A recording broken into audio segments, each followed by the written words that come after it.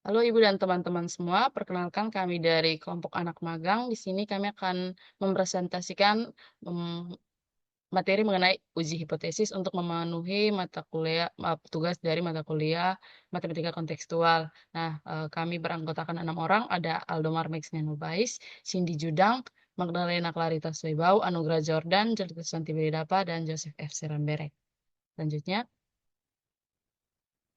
nah, dalam pembahasan kami kali ini ada beberapa hal yang ingin dibahas, yakni ada definisi, prosedur umum, manfaat, jenis-jenis, cara menentukan H0 dan HA, kemudian kita akan membahas secara bersama contoh soal. Selanjutnya, selanjutnya kita sudah melihat nih pembahasan kita kali ini. Kita beranjak untuk melihat apa itu definisi dari hipotesis itu sendiri.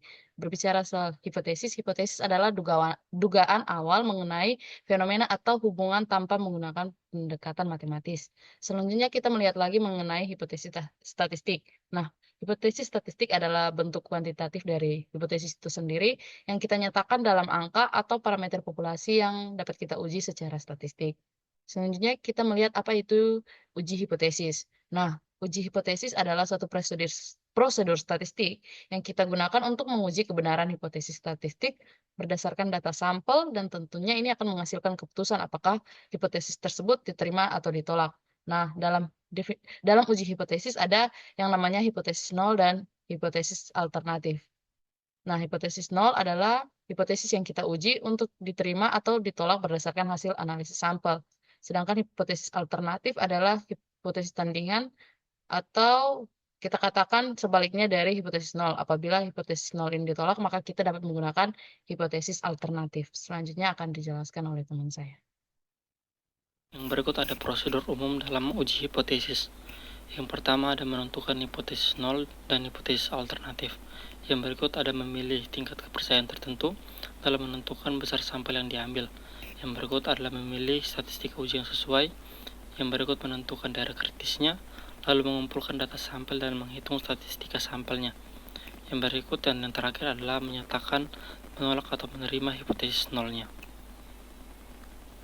Ini baik, untuk selanjutnya, setelah kita mendengarkan, penjelasan mengenai definisi dengan prosedur umum dari uji hipotesis, selanjutnya kita akan menjelaskan mengenai manfaat dari uji hipotesis. Ada beberapa hal manfaat dari uji hipotesis, yang pertama ialah memberikan batasan, yaitu untuk membantu membatasi ruang lingkup analisis dan kerja penelitian agar penelitian tetap fokus dan terarah. Yang kedua, menyiagakan kondisi fakta. Nah, ini untuk mengarahkan penelitian untuk memeriksa fakta-fakta yang mendukung atau menolak hipotesis. Selanjutnya yang ketiga, memfokuskan fakta. Nah, ini mengarahkan perhatian pada fakta dan memfokuskan fakta yang tercerai-berai menjadi satu fakta yang penting dalam penelitian. Dan yang keempat ialah pedoman pengerjaan sebagai pedoman dalam pekerjaan fakta dan antar fakta. Untuk penjelasan selanjutnya akan dijelaskan oleh teman saya. Oke, selanjutnya kita akan sama-sama membahas mengenai jenis-jenis hipotesis. Berdasarkan pengujian hipotesis, hipotesis dibagi menjadi dua jenis utama. Yang pertama itu hipotesis penelitian dan yang kedua itu hipotesis statistik. Hipotesis penelitian ialah pernyataan yang menyatakan adanya hubungan, perbedaan, atau efek antar dua variabel atau lebih dalam suatu penelitian. Sedangkan hipotesis statistik melibatkan formulasi dua pernyataan komplementer yang diuji dalam konteks analisis statistik, yaitu hipotesis nol dan hipotesis alternatif.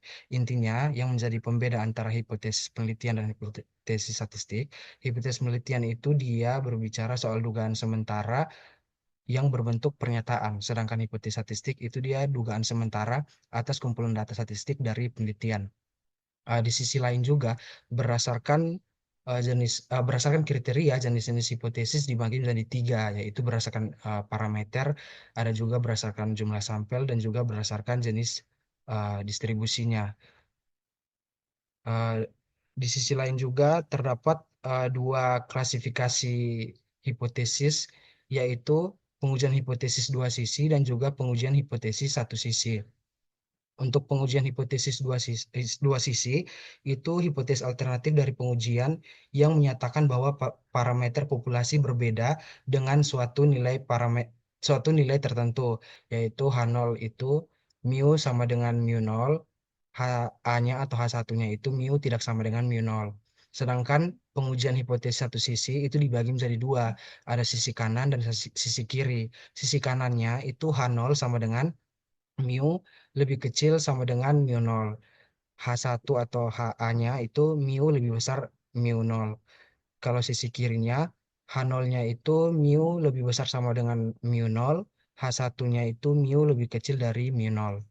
Sekian dari saya, akan dilanjutkan oleh teman saya. Oke, sekarang kita akan melihat bagaimana cara menentukan hipotesis nol dan hipotesis alternatif pada pengujian hipotesis. Di sini akan dijelaskan 3 cara. Untuk yang pertama itu dalam pengujian satu arah, yaitu dari kiri.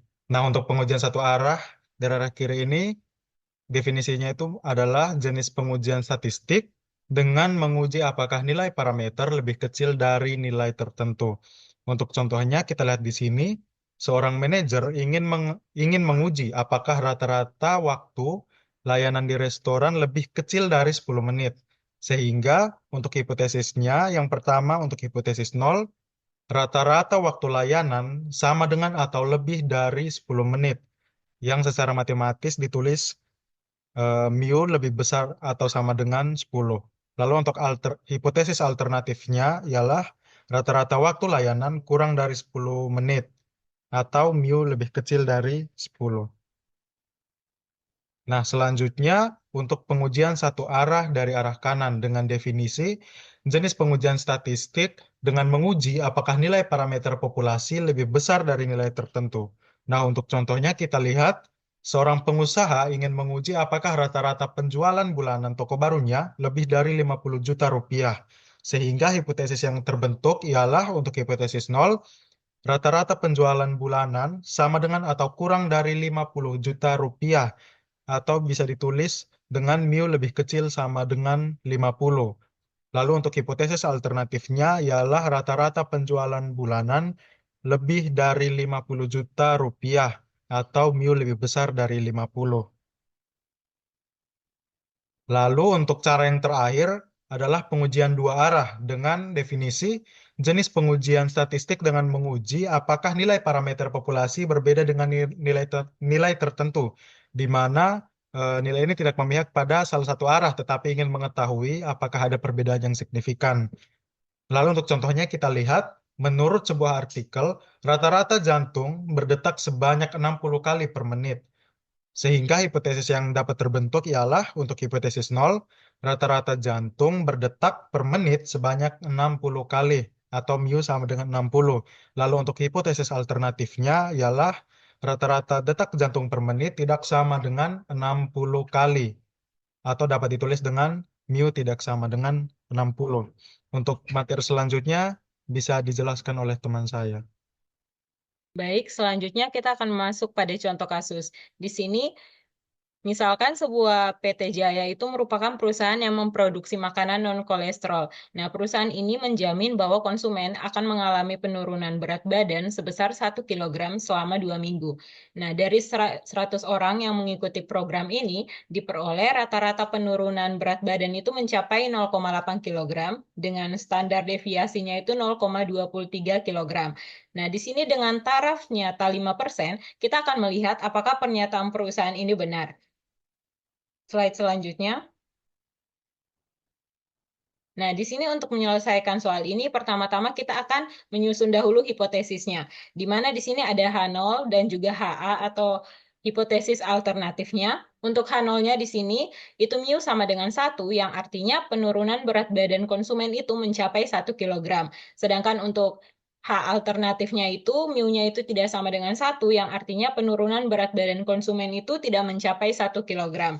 Nah, di sini selanjutnya kita akan melihat taraf signifikansinya. Nah, di sini karena kita lihat dari hipotesisnya tadi itu menggunakan hipotesis dua arah, sehingga di sini kita bisa tulis dengan menggunakan uji Z atau uji untuk distribusi normal itu, kita bisa menulisnya menjadi Z alfa per 2 itu sama dengan Z 0,05 dibagi 2, di mana kita peroleh Z 0,025 itu nilainya sama saja dengan 1,96. Nah, di sini kita akan melihat selanjutnya itu kita akan menentukan uji statistiknya, di mana kita perlu tahu bahwa rumus untuk uji statistik dengan uji Z ini, rumusnya itu, mohon maaf, di sini ada kesalahan pengetikan, maksud kami di sini X Z itu sama dengan X bar dikurangi mu dibagi dengan sigma dibagi akar N. Nah, di sini untuk X barnya tadi kita sudah lihat pada soal bahwa dikatakan rata-ratanya itu 0,8. Sehingga X barnya itu 0,8 dikurangi dengan mu-nya itu 1 dibagi dengan sigma atau standar deviasinya itu 0,23 dibagi dengan tadi E-nya itu sebanyak 100 konsumen. Jadi dibagi dengan akar 100, maka kita akan memperoleh hasilnya itu negatif 8,7. Nah, kemudian kita akan melihat kriteria pengujiannya. Di sini kita akan melihat bahwa untuk lebih jelas mungkin kita lihat di slide selanjutnya. Nah, pada slide ini kita bisa melihat bahwa di sini ada yang namanya daerah penolakan H0 dan juga daerah penerimaan H0. Jadi di sini untuk daerah yang diarsir itu kita sebut sebagai daerah penolakan H0 dan untuk daerah yang tidak diarsir itu daerah penerimaan H0. Nah, di sini kita lihat bahwa tadi Z tabelnya itu 1,96. Kemudian untuk Z hitungnya itu kita peroleh negatif 8,7. Kita tahu bahwa negatif 8,7 itu lebih kecil dari negatif 1,96 sehingga negatif 8,7 ini akan berada pada daerah yang diarsir, yaitu yang bagian kiri. Sehingga karena dia masuk dalam daerah yang diarsir, maka kita akan tolak H0, yang artinya pernyataan perusahaan tadi itu tidak terbukti. Hal ini menunjukkan bahwa penurunan berat badan konsumen itu tidak mencapai 1 kg selama 2 minggu. Baik, sekian presentasi dari kelompok kami. Terima kasih.